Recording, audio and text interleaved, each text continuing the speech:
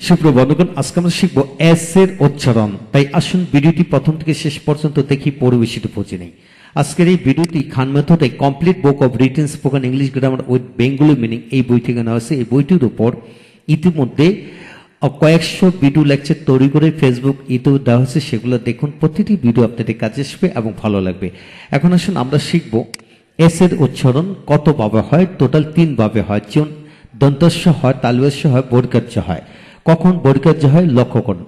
অর্ডের শেষে B E, G, double G, G E, O E, I E, double E, আর, Y ইত্যাদি এবং এদের পরে এস থাকলে, অর্থাৎ এদের পরে এস থাকলে এদের উচ্চারণ বর্গার্য হয়। বর্গার্য হয় যেমন B A B I S, babies, babies.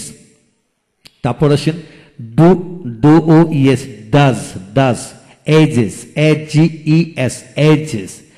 STORIES, stories, stories. যেমন countries, COUNTRIES, countries, countries. Always, always. তারপর আসেন eggs, eggs. Duties, goes, goes. এইভাবে তা আপনাকে এই জিনিসটা খেয়াল করতে হবে। অর্ডার শেষে যদি এই শব্দগুলো থাকে, এদের পরে এস থাকলে আপনার কি হবে, এখানে বর্গার্য উচ্চারিত হবে। এখানে যতগুলো শব্দ আছে সবগুলো শেষে কিন্তু এস রয়েছে। তারপর আসেন দ্বিতীয় নম্বর নিয়ম, অর্ড এর শেষে এস এবং এস এর আগে এ, ই, আই, ও, ইউ থাকলে এস এর উচ্চারণ বিশেষ করে বর্গার্য এর মতো হয়। যেমন হিজ, হিজ, HIS, হিজ। তারপর আসেন ইজ, IS, ইজ। যেমন রিভাইজ, রিভাইজ, ISE, রিভাইজ। তারপর রিজাইট, রিজাইট, RESID, রিজাইট। তারপর সিজন, সিজন, S1 জন, S1 জন। যেমন ডিজাইন, ডিজাইন, SIGN, ডিজাইন। যেমন প্রেজ, প্রেজ, ISE, প্রেজ। তারপর আসেন কনফিউজন, কনফিউজন। এখানে আমরা বলি কনফিউশন না, কনফিউজন। তারপর আসেন রিজন, রিজন, S1 রিজন। তারপর আসেন প্রিজার্ভ, প্রিজার্ভ। তারপর ডোজ, TSOSE, ডোজ। তারপর হোজ, হোজ। এইভাবে আপনাকে খেয়াল করতে হবে। তারপর আসেন কিন্তু, ডাবল এস এর আগে এ, ই, আই, ও, ইউ থাকলে এস এর উচ্চারণ দন্তাস্য হয়। কিছু কিছু ক্ষেত্রে তালব্য হয়। লক্ষ্য করুন যে ডিপ্রেস, ডিপ্রেস। যেমন হিস, হিস। যদি এস না থাকতো তাহলে কি হিজ হতো, বর্গার্য উচ্চারিত। যেমন মেসেজ, মেসেজ। ডাবল এস থাকাতে মেসেজ। যেমন ডিসকাস, ডিসকাস। এরপরে কনফেশন, কনফেশন।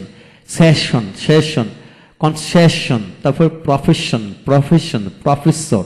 এইভাবে খেয়াল করে পড়বেন। হ্যাঁ বন্ধুগণ, এরূপ আদলে আরো কমপক্ষে 50টি করে শব্দ তৈরি করে পড়েন। ইনশাল্লাহ পুরো বিষয়টি একে একে রপ্ত হয়ে যাবে।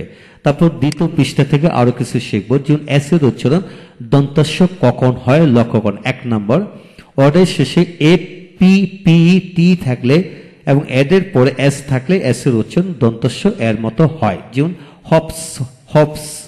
তারপর ships, chips, tips, kites, girls, girls. এইভাবে হবে। এস এর উচ্চারণ দন্তাস্য হলো। তারপর সিলেবল শেষ অক্ষর এস থাকলে সেক্ষেত্রে এস এর উচ্চারণ দন্তাস্য হয়। যেমন বাস, BUS, বাস। তারপর আসেন dishonest, dishonest.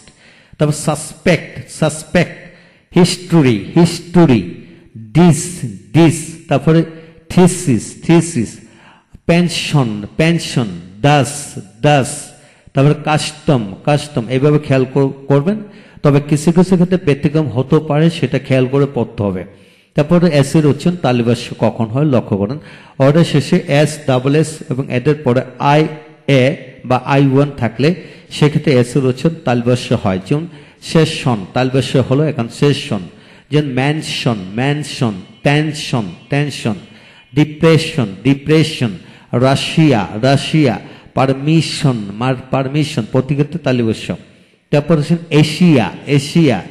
Pension, pension. Admission, admission. প্রতিক্ষেত্রে তালব্য উচ্চারিত হলো। একটু খেয়াল করে পড়লে কিন্তু বিষয়টা রপ্ত হয়ে যাবে।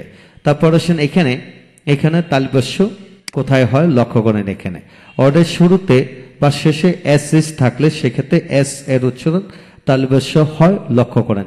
পুশ, পুশ, পিউ দা এস এস, পুশ। রাশ, এবার হলো নশ, তারপর shell, shell. Shampoo, shampoo. Ship, তারপর পানিশমেন্ট, পানিশমেন্ট। যেমন Bangladesh, S S, Bangladesh. Cash. এই হলো বন্ধুগণ এস এর উচ্চারণ। সকল ধরনের বিষয়টা আমরা আলোচনা করলাম।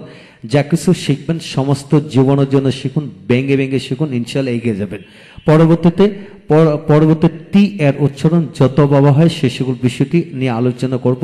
পরবর্তী ভিডিওটি দেখুন, ইনশাল্লাহ এগিয়ে যাবেন। এইভাবে যদি আপনারা এ থেকে জেড পর্যন্ত প্রতিটা উচ্চারণ যদি ভেঙে ভেঙে বুঝে নিতে পারেন তাহলে উচ্চারণগত কোনো প্রকার সমস্যা হবে না।